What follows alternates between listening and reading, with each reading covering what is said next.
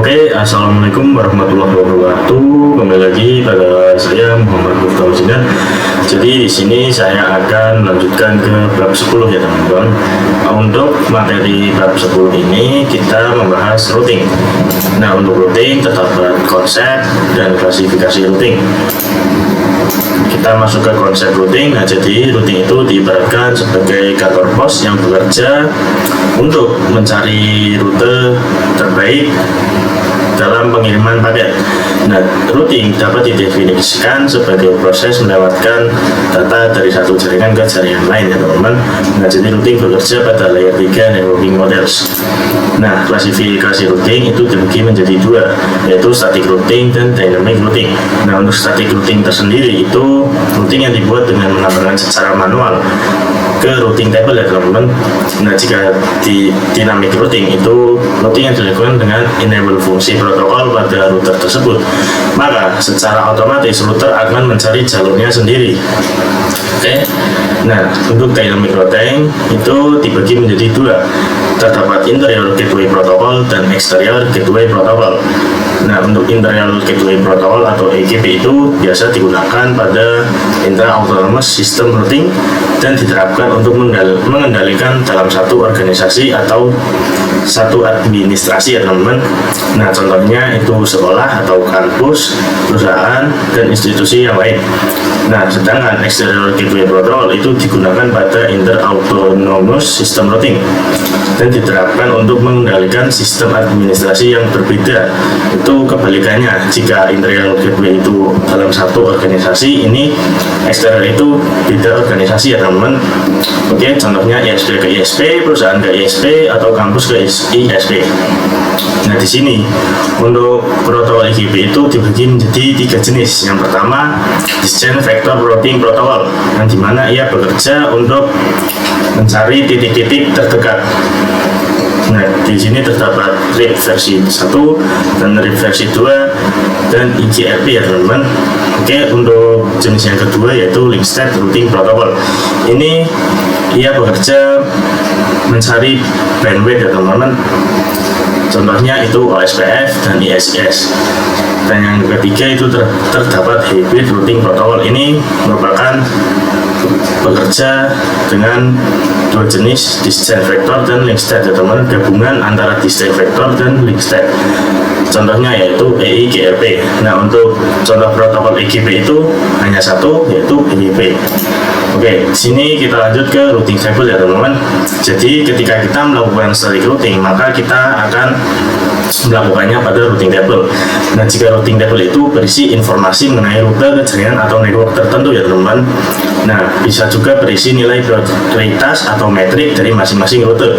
Routing table terbentuk dari semua rute yang berasal dari dynamic routing protocol, semua rute untuk network yang directly connect ke router, konfigurasi tambahan atau static route. Oke. Nah, di sini untuk route flag atau simbol-simbol yang nantinya akan kita perhatikan pada konfigurasi routing. Di sini terdapat DAC atau Dynamic Active Connected, yang dimana kita itu sudah mendapatkan IP dynamic dan sudah aktif ya teman-teman. Lalu di sini juga terdapat AS yang artinya aktif statik. Nah, ini digunakan secara manual ya teman-teman, atau mendapatkan kita konfigurasi secara manual. Oke. Nah, di sini untuk konsep static routing itu diperlukan dalam beberapa situasi tertentu, tergantung pada kebutuhan spesifik dan karakteristik dari jaringan yang dikelola. Karakteristik static routing itu mudah dikonfigurasikan pada jaringan skala kecil. Nah, jika pada jaringan skala besar itu tidak direkomendasikan untuk memakai static routing. Nah, untuk static routing itu membutuhkan resource yang ringan dengan manual konfigurasi setiap penambahan jaringan baru ya teman-teman. Oke.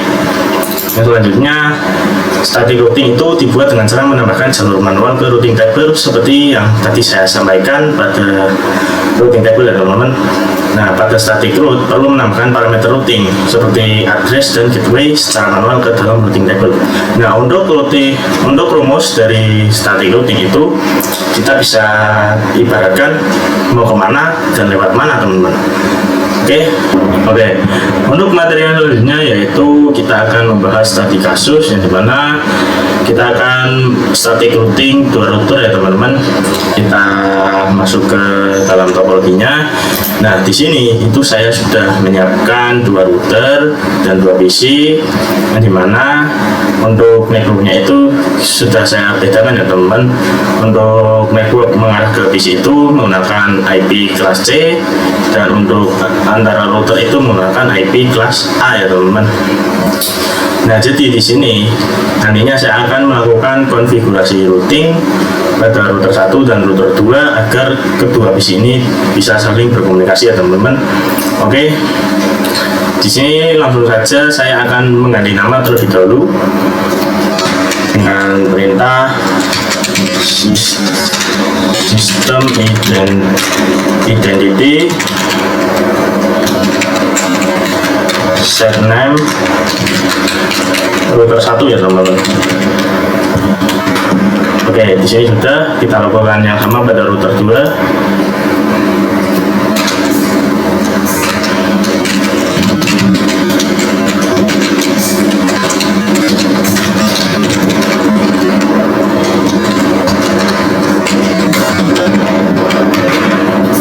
Oke, di sini sudah terganti hostname-nya. Oke. Untuk yang selanjutnya saya coba IP address print. Nah, untuk router 1 itu mendapatkan IP 10.0.137.102 ya teman-teman. Ini merupakan IP yang diberikan oleh ISP, dan ISP ini saya menggunakan tipenya yaitu cloudnet ya teman-teman. Nah, sebelum kita melakukan konfigurasi routing, kita harus menghubungkan host dengan pinetlet terlebih dahulu teman-teman, karena kan ini menggunakan cloudnet. Jadi kita perlu menghubungkan antara host dengan pinetlet. Oke, kita masuk ke VMware. Nah, di sini kita akan memasukkan IP address for pinetlet ya teman-teman, yaitu 10.0.137.1. Nah, kita ambil networknya saja teman-teman. Oke, di sini untuk caranya kita masuk ke command prompt dengan ketikkan perintah .r 10.0.137.0 itu networknya, dan mesh-nya itu 255.255.255.0. Lalu untuk gateway kita arahkan ke IP pinetnya ya teman-teman, IP pinet. Oke, 192.168.167.128. Oke, nah di sini sudah memunculkan output. Oke, kita langsung saja buka inputnya. Nah, di sini kita ketikkan IP dengan konektornya itu IP router 1 ya teman-teman, yaitu 10.0.137.102. Oke, 102 kita connect. Nah, di sini sudah berhasil ya teman-teman. Nah, di sini jika sudah seperti ini, maka saya akan menghubungkan juga router 2 tanpa mengidentifikasikan IP-nya, dan saya akan menggunakan tools yaitu Rumons. Kita aktifkan dulu tools Rumons pada router 1 lewat sini aja. Tools Rumons enable set enable sama dengan yes. Kita coba print, kita sudah aktif. Nah, di sini sudah. Lalu kita lakukan yang sama pada router 2. Kita coba Rumons set enable sama dengan yes. Kita print lagi.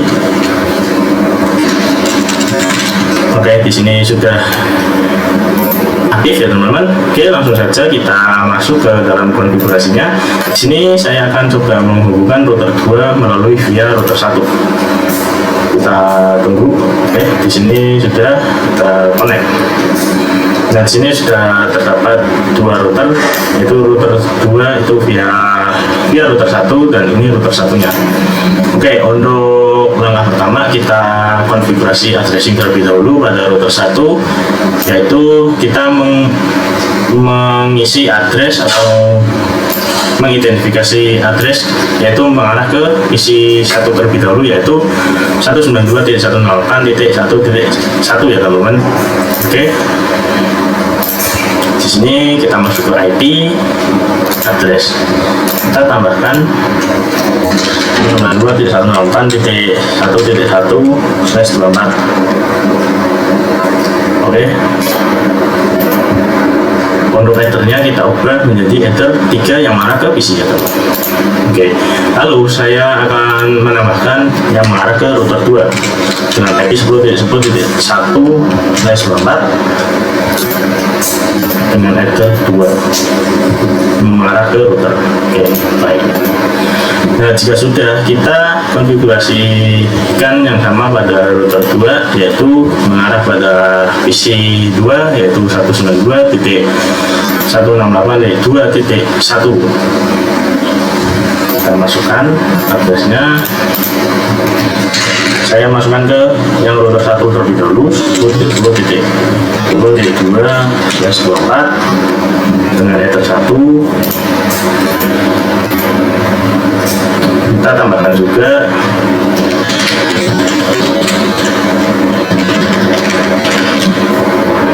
header 2 yang mengarah ke PC ya teman-teman. Baik. Nah, yang selanjutnya kita akan mengecek root flag terlebih dahulu atau simbol yang sudah tadi saya katakan. Jika kita ingin melakukan konfigurasi routing, kita harus masuk ke dalam root flag. Nah, IP lalu routes. Oke, di sini merupakan routing table ya teman-teman. Nah, ini kan dari network router 1 itu sudah tertambahkan network yang mengarah ke PC dan yang mengarah ke router 2. Namun untuk mengarah ke PC 2 ini belum terdeteksi ya teman-teman. Jadi kita tambahkan secara manual. Oke, di sini kita tambahkan. Nah, tadi rumus routing itu mau kemana dan lewat mana ya teman-teman. Jadi ini router 1 itu kita mau ke PC 2 dengan IP dengan network 192.168.2.0 ya teman-teman, dan lewatnya itu header 1 dari router 2. Oke, seperti itu. Kita coba dengan network PC 2. Oke, lalu gateway-nya kita masukkan IP header 1 dari router 2.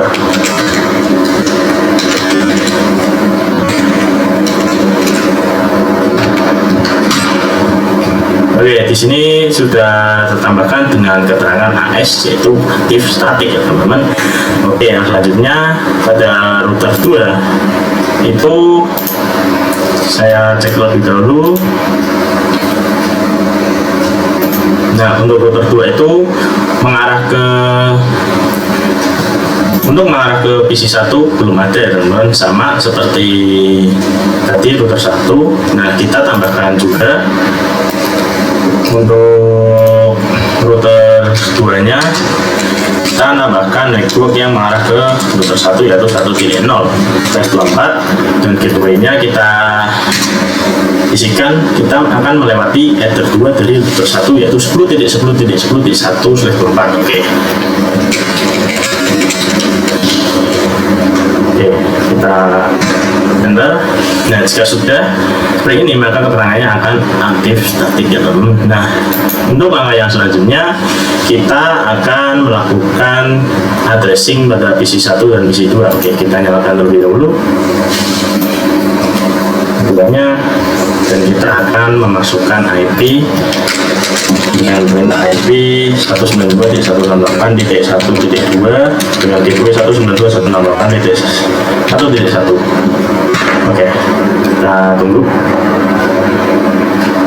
Oke, di sini sudah tertambahkan, dan untuk PC 2, kepencet. Tambahkan IP 192.168.2.1 dan gateway-nya 192.2.1. Nah, ini baru gateway-nya. Oke. Nah, di sini untuk routing sudah berhasil.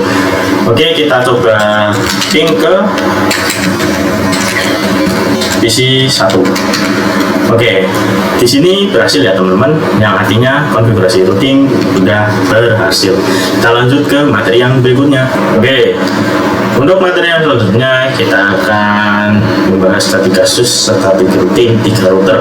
Nah, yang sebelumnya itu hanya 2 router ya teman-teman. Kita akan menambahkan 1 router lagi dan 1 buah PC lagi. Oke, di sini saya belum menambahkan. Kita tambahkan terlebih dahulu.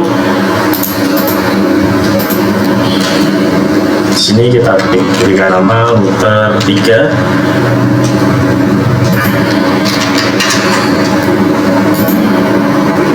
Oke, kita beri 1 buah PC juga. PC 3. Oke, jika sudah kita koneksikan ke router 2.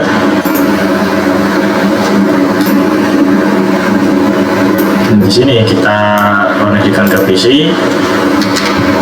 Oke.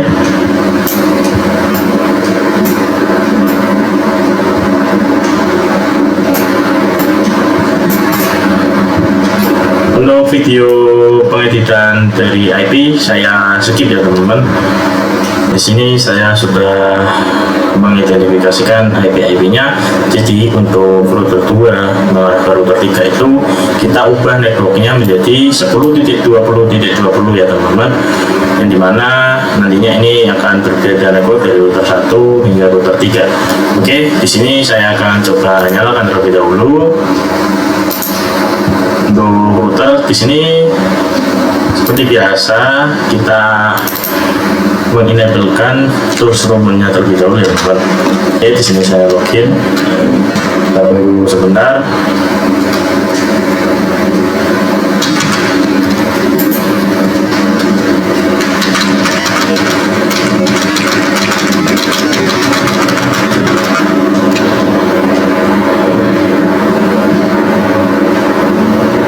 Oke, kita ketik admin.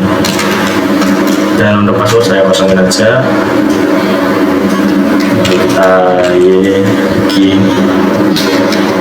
dan di sini saya ketikkan akan mengganti nama dari router 3 menjadi router 3.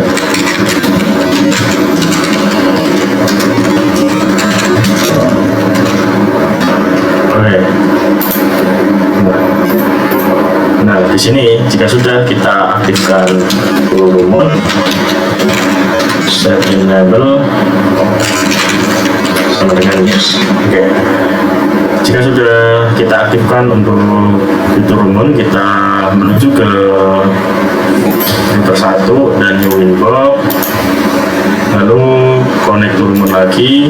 Nah, di sini identitinya itu kita memakai router 3. Kita konekkan. Nah, di sini router 3 via router 1 ya teman. Oke. Ini sudah masuk pada router 3. Nah, di sini saya akan melakukan addressing pada router 3 yang dimana untuk IP yang mengarah pada PC yaitu menggunakan interface Ether 2 dan IP-nya 192.168.3.1 ya teman-teman. Oke. Untuk router 3 kita masuk pada IP lalu addresses kita plus 92.168.3.1/24. Nah, ethernya kita ubah menjadi ether 2 yang mengarah ke PC. Oke. Jika sudah kita tambahkan lagi untuk mengarah ke router 2 ya teman. Nah, di sini kita menggunakan 10.20.20.2/24. Ethernya ether 1. Nah, jika sudah seperti ini, maka kita tambahkan lagi untuk router 2. Di sini interface Ether 3 belum ditambahkan. Kita coba router 2 addresses. Nah, di sini kita masukkan IP itu di 20.1/24. Lalu ethernya ether 3 yang mengarah ke router 3. kita apply. Oke. Jika sudah seperti ini, kita coba cek untuk routing table-nya ya teman-teman. Nah, pada router 2 itu kita belum menambahkan atau kita belum mengkonfigurasikan IP yang mengarah ke PC3 dengan network 192.168.30.0. Nah, di sini saya mulai dari router 3 terlebih dahulu. Nah, kita coba buka router 3, masuk ke IP root. Lalu kita coba. Nah, di sini masih 2 saja yang dari kita masukkan dan kita melakukan secara dynamic active connector ya teman-teman. Nah, di sini saya akan menghubungkan router 3 dengan PC2 dan PC1. Nah, yang pertama kita akan coba melalui network dari PC2 yaitu 192.168.2.0. Kita masukkan plus. Ini langkahnya sama seperti video sebelumnya atau materi sebelumnya, yaitu yang 2 router tersebut kita masukkan 2.0/24, lalu gateway-nya. Nah, ini gateway-nya kita arahkan atau lewat header 3 dari router 2 yaitu 10.20.20.1 ya teman-teman.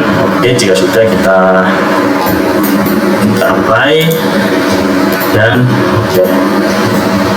Nah, lalu kita akan menuju ke router 1 atau PC1 dengan network 192.168.1.0. Nah, di sini kita harus melewati router 1 terlebih dahulu dengan network 10.10.10.10.0 ya teman-teman. S24, lalu gateway-nya masih sama menggunakan header 3 dari router 2. Oke. Kita tambahkan.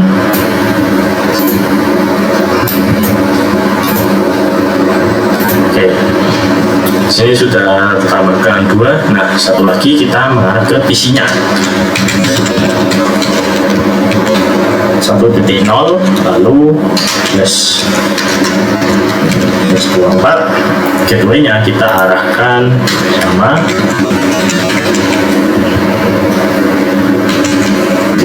berapa tadi? 1.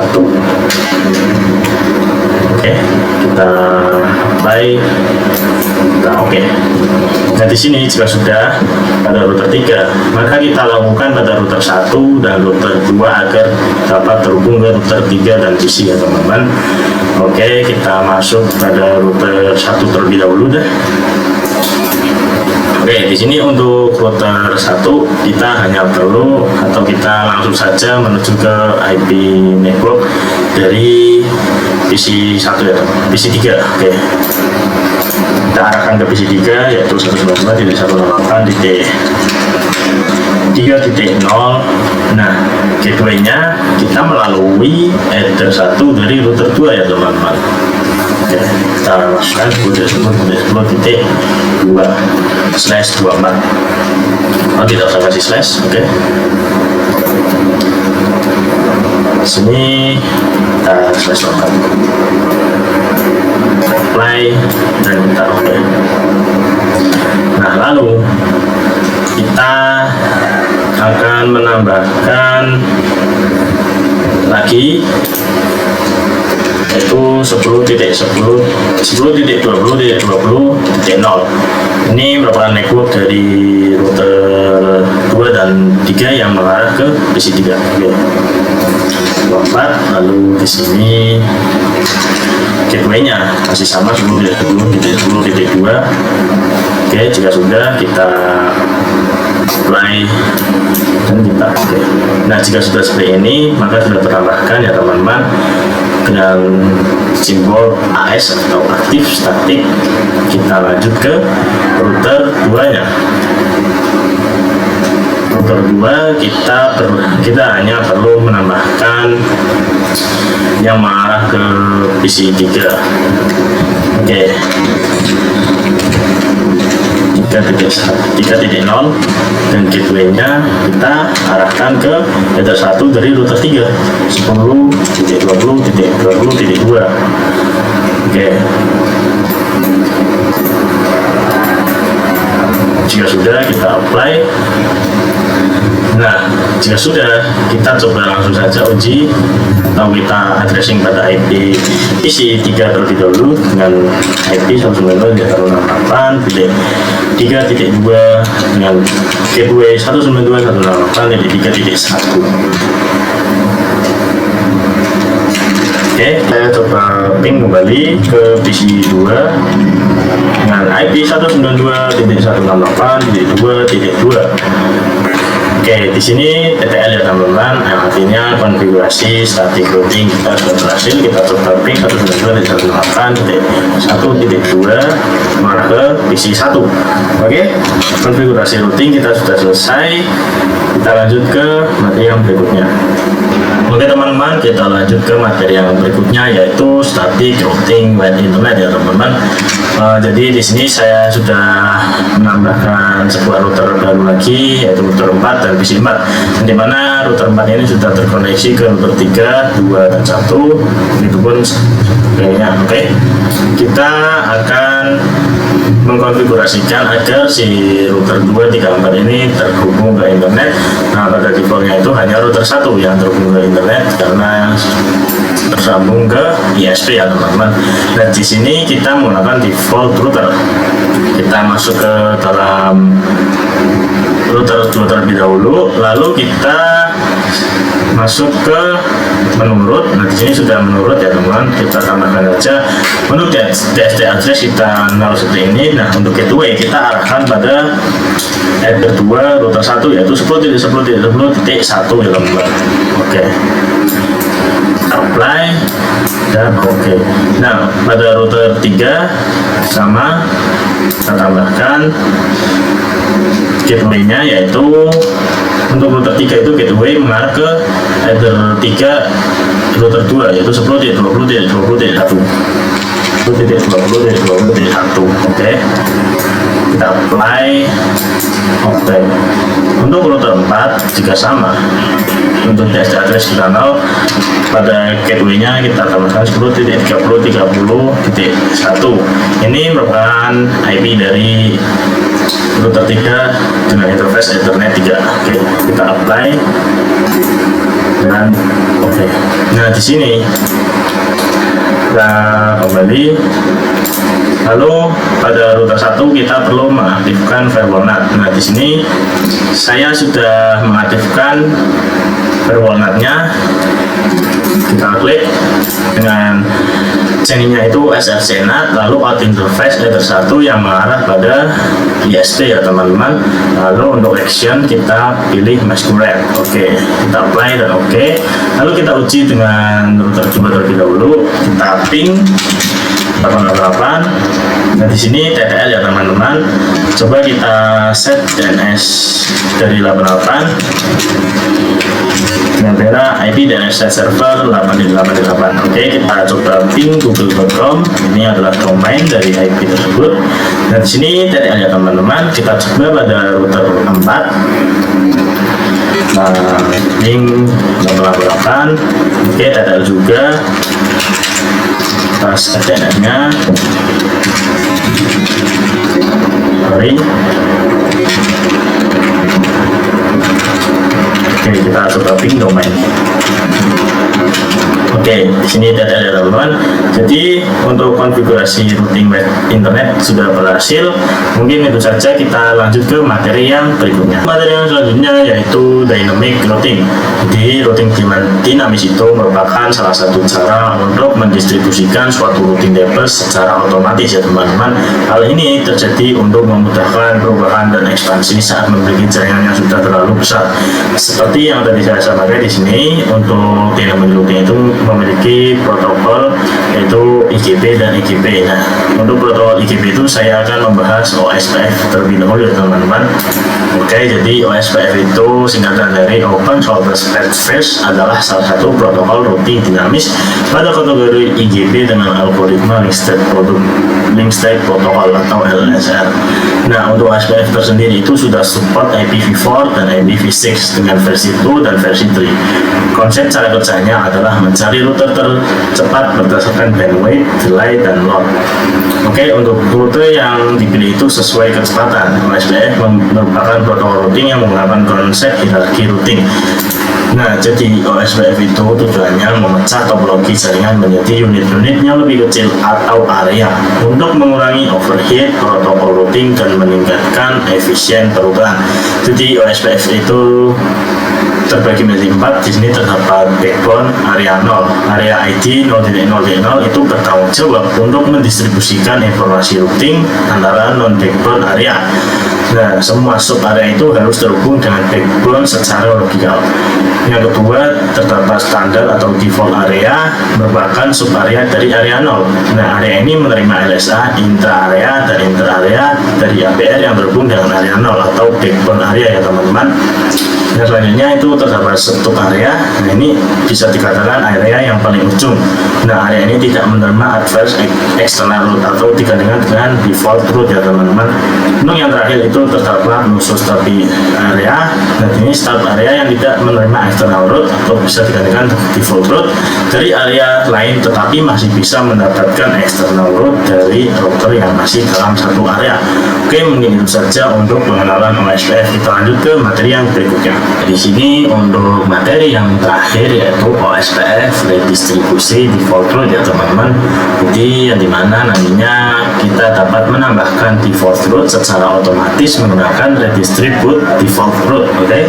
Di sini coba kita masuk ke dalam info lalu ke router 1.